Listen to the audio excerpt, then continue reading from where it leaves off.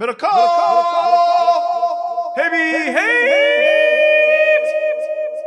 This tweet from Akash. Per tick pick, the Niners-Rams NFC Championship game is the most expensive average ticket price ever for a championship game. For context, the next purchase price, the average purchase price, $400.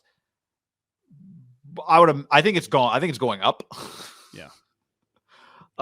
Right now, we're just looking at the tickets. Can you see this? Maybe I'll zoom it in a little bit. I was in section 221 on the side on the bottom. 221. 221. How do I find 221? Oh, here we go. 221. I think I was section 2, like row 18. Well, here's row 19. 221, row 19. $2,032 each. Is that with seller fees? I don't think. Let's check out and see what it says. Okay. Oh, I gotta sign in. This is Vivid Seats. I gotta think that's not with seller fees, right? Usually they hide the fees until you start doing the checkout. Well, like when I look at SeatGeek, yeah. When I look at SeatGeek, they include the seller fees.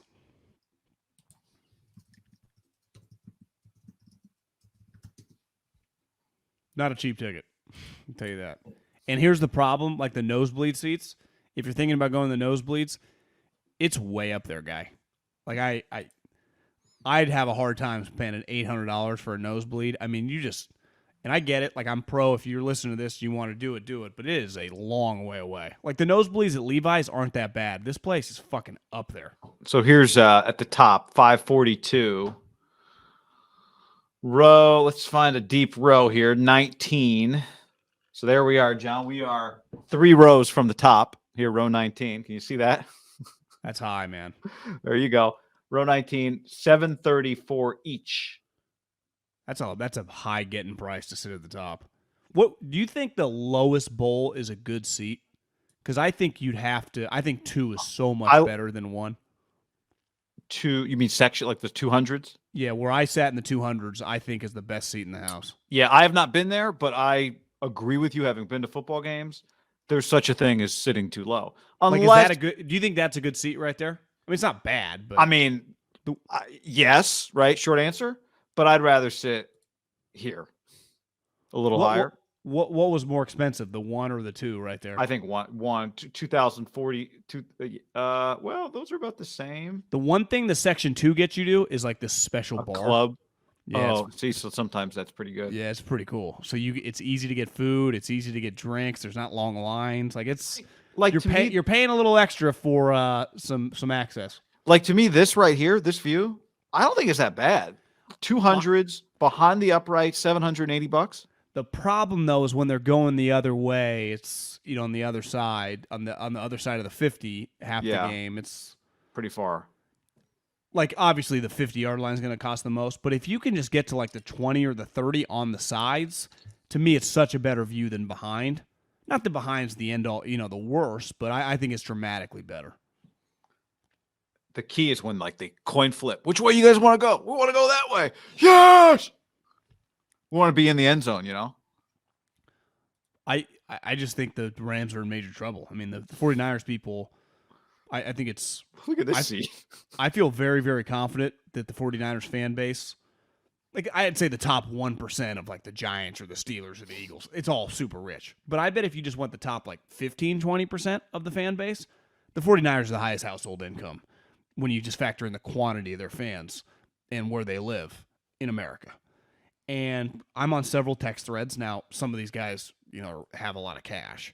But I haven't talked to one person who's interested in the game who gives a flying fuck what it costs. Now, obviously, if they cost $20,000 a seat or something, they wouldn't go. But $2,500 for good seats is not going to deter people. And we talked about it on the podcast yesterday, or the stream, or maybe 2 days ago. I don't even remember. Maybe when we were making videos, that someone DM'd me that had gone to the Packer game, and they were sitting like 17 rows up from just the bottom.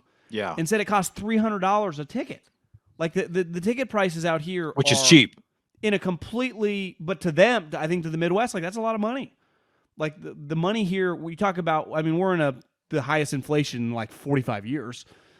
But in California, the inflation was already so fucking high that it's just the money, we're a little numb to costs and we don't think about it the same way as some of these other states. It's not healthy. I mean, sometimes I think like, am I just wasting money? Like, think we had a $30 dinner? Gas does that to you too. Is that just the cost of money? You know, is that just the cost of a salad? I don't know. Yeah. I've been to some downtowns in some other states where you're like, okay, this is kind of the same price, right? Like a downtown, I think a restaurant in a downtown, to me, in most places in a nice area can kind of be about the same. But it's like what your casual, not even casual is not the right word, just what your regular day-to-day costs are higher. Everything. It's why I love just going to In-N-Out sometimes and getting like multiple protein style doubles and just loading up on food, and it's like $13. The one right here in Pleasanton. It's like I can eat so much food. I can get multiple fries, multiple doubles with the lettuce, so I feel a little skinnier because I'm eating a shitload for like $14.99. I don't go with the lettuce. I can't. It's slipping. Well, I don't. I bring it home and eat it like a salad.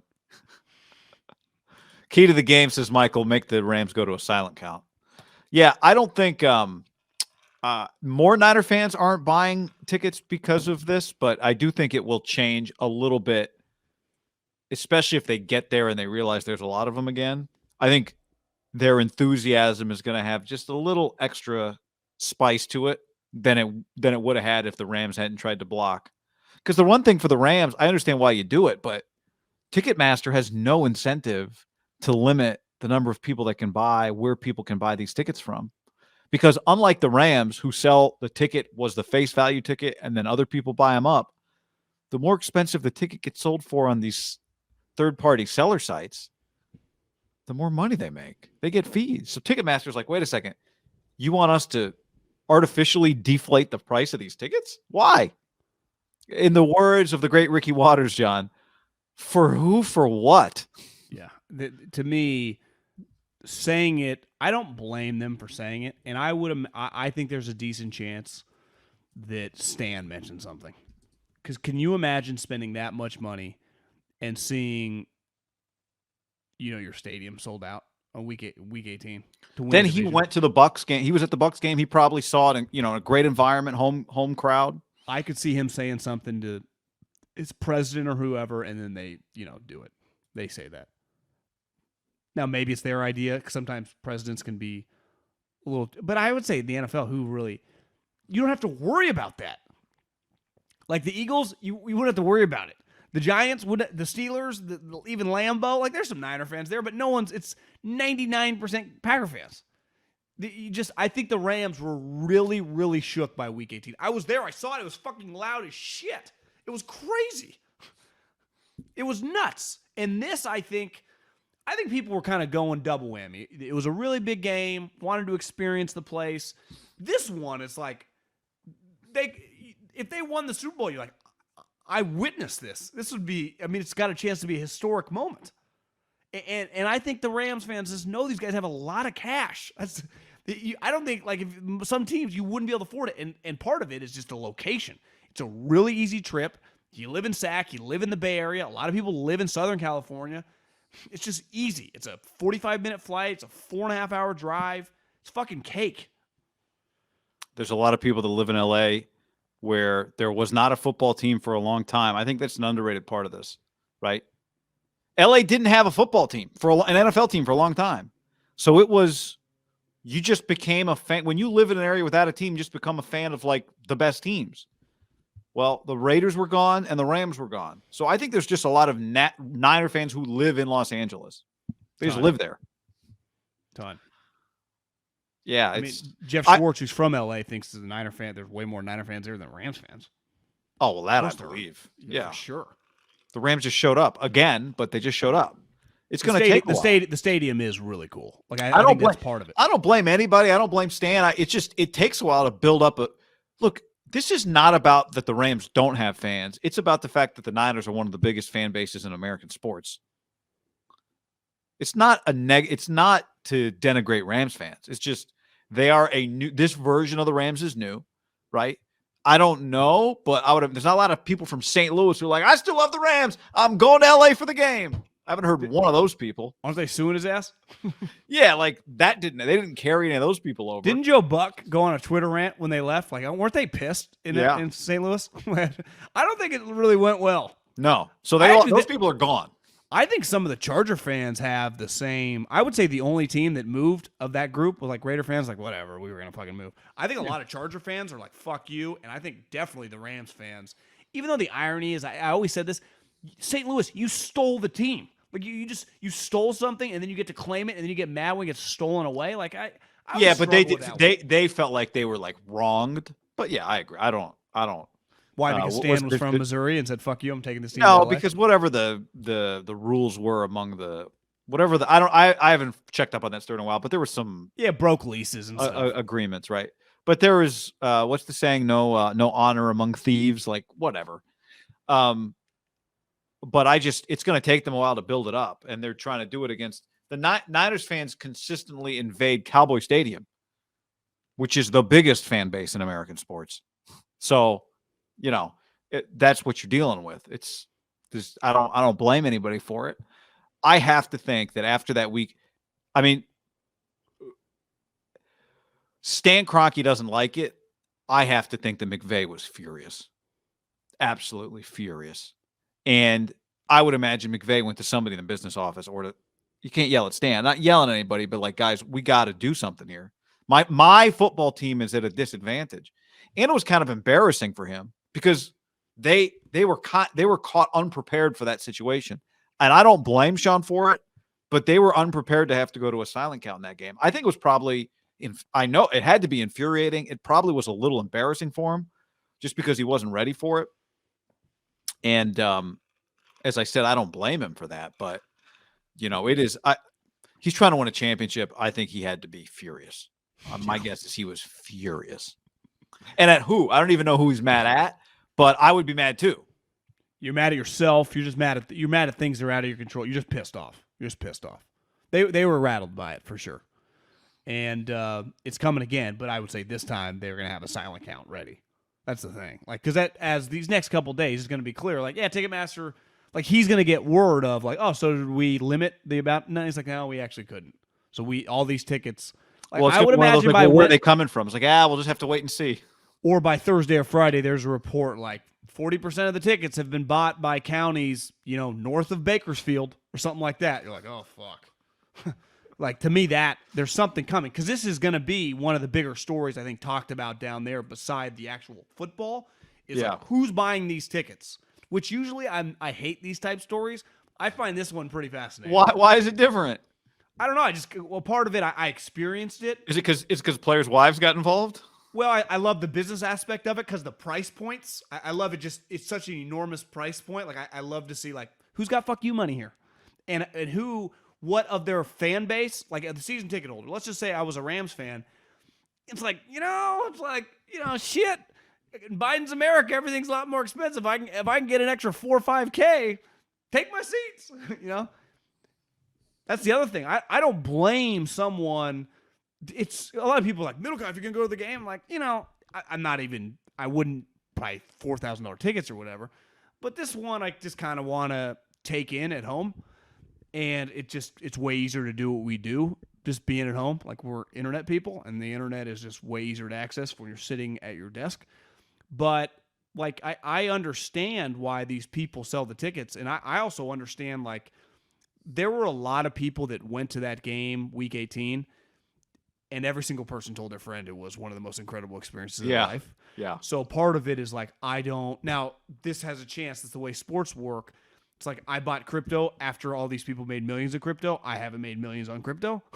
So it's one of those that I think there's going to be a lot of FOMO type people that who knows, like this could either way. I mean, the Niners could blow them out, but if you spent $3,000 on a ticket, let's say, you are really hoping for, if you're a Niner fan, a Niners win, but you also like, can we get some epic moments? It's not just like you want to win. You want to be part of something that you can, a couple people I was DMing with about the Packers game, like I told them, that game, like when you get to be a part of one of those type games right? Like the Buckner game or whatever. You just tell people for the rest of your life, like I was at the game where we upset the Packers fucking 13-10.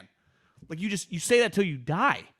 Think about the people that got to attend like, some of the legendary Super Bowls over the years, or the legendary like. I was thinking of concerts. Yeah, or a Clemson fan. But the problem with a concert is not everyone else gets to watch it. That's the thing about sports that are on TV. Like other people, like, damn, you were there. I was watching that game, right? Yeah, I think about like the famous concerts, like the Beatles' last performance. Last concert was at Candlestick. Right, things like that. But like you're right. It's not on something. TV. Yeah, I mean, but you're right. That's different than there's a smaller group of that though than the games. If you're at the David Tyree catch game, right? What if you're like, hey man, 2019, I was on hole 18 when Tiger made the putt. Yeah, it's like you got to be like the Tour Championships is something that's going to be that moment and that vibe there. You just don't forget like pretty seminal moments in a sport, in a league, right? And the thing is though. Again, what makes it so cool is you have no fucking clue if it's coming. Like one of these games this weekend could easily be the final score could be 40-10. A quarterback shatters his ankle on the first series. You just never know. Or both of them could be legendary games. Or like think about your game. The Niner Rams game the first time that you were at was bad. Well, I know the dude left until it got good. Dude walked out, and I was like, "See, I'd leave too." Where's that? We got to find that. You got to find that. Track that guy down. Get him on the show. Solo mission by that guy, and he was. Is he telling everybody like, "Oh my god, what a game! What a game!" Well, wasn't the famous story with the Ray Allen shot in Miami that they closed the doors and wouldn't let people back in? Everyone's like, "Let us in overtime." How many of those people were like, "God, it was incredible, man. He hit the shot. I was like 7 feet over." I know. Or is it a better story to tell someone that you left? Oh, it's not. Well, it depends. I mean, for that person, it's kind of entertaining. I would rather hear a person who stayed tell me the story about what it was like to be there, as opposed to the horror of having missed out on it all. But I think it's also a testament to Stan that he built this stadium. That the stadium in and of itself is an attraction because it's not just Niner fans. The other thing is how many people from LA are going not because they are Ram fans, but because like I'm Jay-Z. I want to go check it out. Like I don't think Jay-Z's clapping together the thunder sticks there on third down, thunder, yeah, like you're just watching. So you get a lot of that too. So you get like some net negatives, right? You get some people who are cheering against you, and then you get people that are just not cheering at all, but they're there because it's a cool thing to see. So they're not hurting you when you've got the ball, but they're sure as hell not helping you when your defense is on the field either. That's the one thing with the LA crowd is all their famous people are from, for the most part, other cities. Like there's a decent chance Jay-Z, I don't know if he's a huge football fan or not, but is a diehard Giants fan. Like that's his squad, or the Jets. Right. Or maybe he grew up, he's probably a little older than us. What if he was just like loved the Steelers, or the Cowboys? You're just like, he has a squad, right? All these guys that live there, like from Ohio, like I'm a big Browns fan. You hear some of these actors sometimes that are big sports fans. I always find it cool. Like, when that dude from Billions was talking, he's like, "Yeah, I'm from fucking Brooklyn. I grew up or Atlanta. I grew up a diehard Niners guy." You just end up liking teams when you're kids sometimes that are just a little random, and then if you stay a sports fan, you just carry that team forever. How many people? I know people that are just like that. Like I love the Miami Dolphins because I loved him. Anthony Slater, right? Anthony Slater's not from Miami, but he grew up a Miami Dolphins fan, probably because he loved Dan Marino when he was a kid. Mark Wahlberg left the Falcons-Patriots Super Bowl early.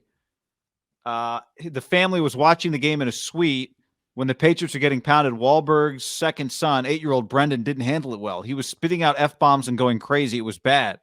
The kid? Wahlberg. The kid. He was lying down on the carpet. He was very upset. His wife wanted to stay, but Wahlberg wasn't having it and left with his son. Asked if his son learned a valuable lesson, Wahlberg said no. He's a very sore loser.